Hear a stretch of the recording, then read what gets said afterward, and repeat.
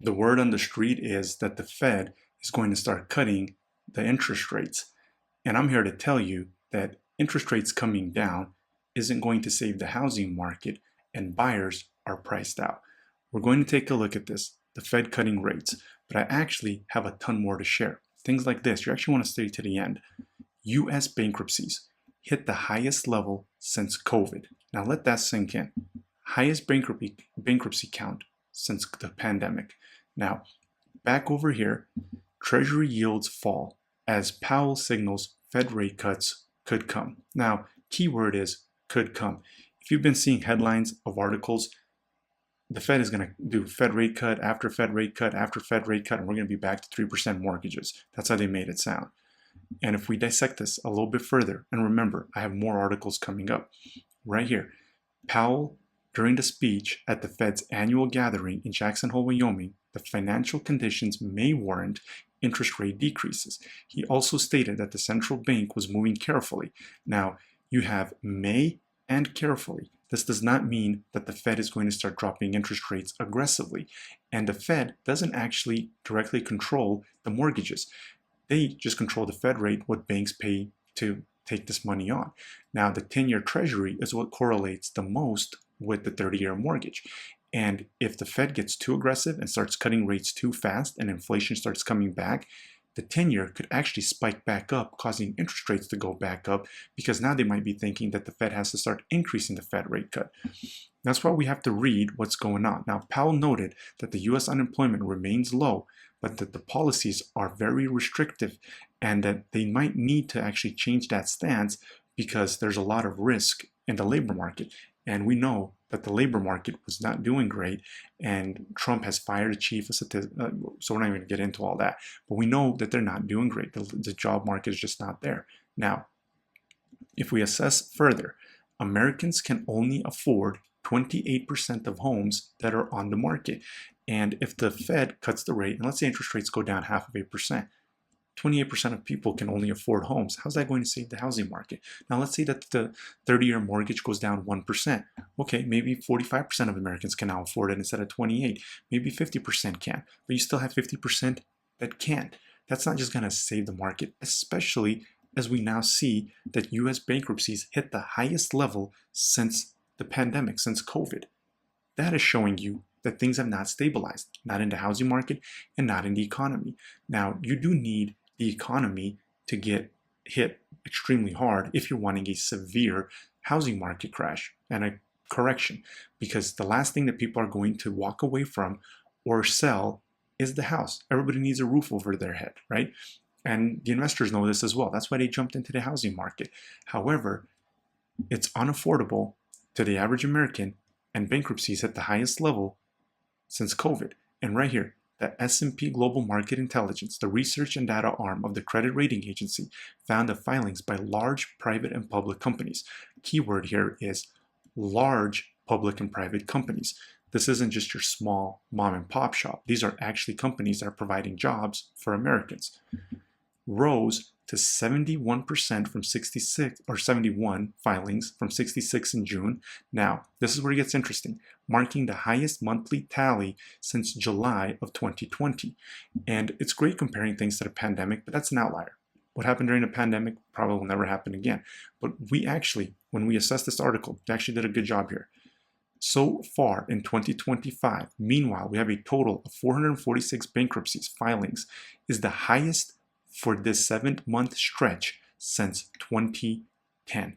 Now, here we are again with another thing in the economy, in the housing market, going back to not so good times. The Great Recession of 2008, 2009, and 2010 was not a good year.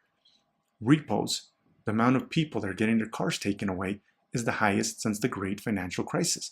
And we keep hearing things since the Great Depression, since the Great Financial Crisis, the lowest amount of homes being sold since 1995. Everything is just bad a decade, 30 years, 50 years, 100 years, right? The Great Depression. Now, in my local housing market, you're seeing this blue-purple line. Inventory is much more elevated over years past. So it's very important that you get with a real estate agent in your market that's going to be able to actually help you, right? Now, I'm going to provide you guys with some more information here. But make sure you hit that like button. hit the subscribe button because you're not going to find this information anywhere else. Nobody's going to dissect this stuff for you and let you know how you can actually find the right real estate agent in your housing market to make sure they're sharing information like this with you so you're not making decisions based out of fear.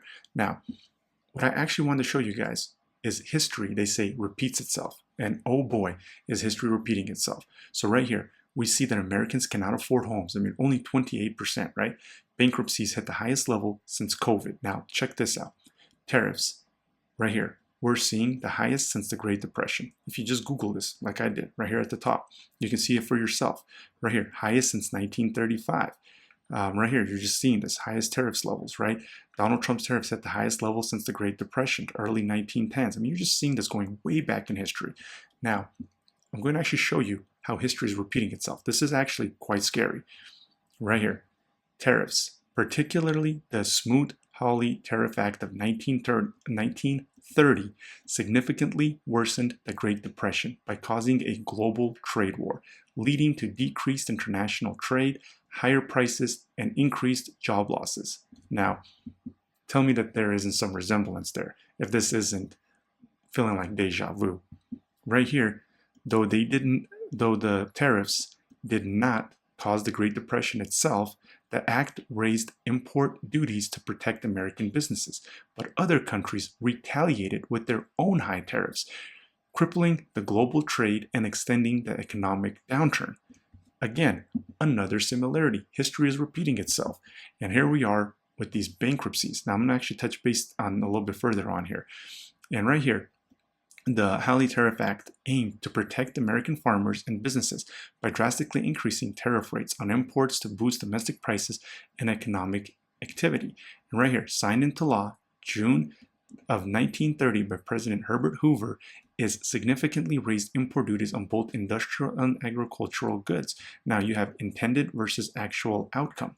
And if we go over here and we scroll down, look at this resemblance. Right here, through the first 7 months of the year, bankruptcies were heavily concentrated in the industrial and consumer sectors. That is showing you that the tariffs are actually impacting the economy that is actually the engine for us, for the average American. And you're just seeing that history with these tariffs is repeating itself. Now, tariffs are not the only reason why we're in this mess. We would have been going into a recession if they allow a free market. And that's the thing. We don't have a true capitalist market anymore because there's so much corruption in the government. The elites control an enormous amount of the data, the enormous amount of the funds, and they just do not care about the future of our country. Now, united we stand, divided we fall. And I hope people start remembering this, and this is some news that spreads further.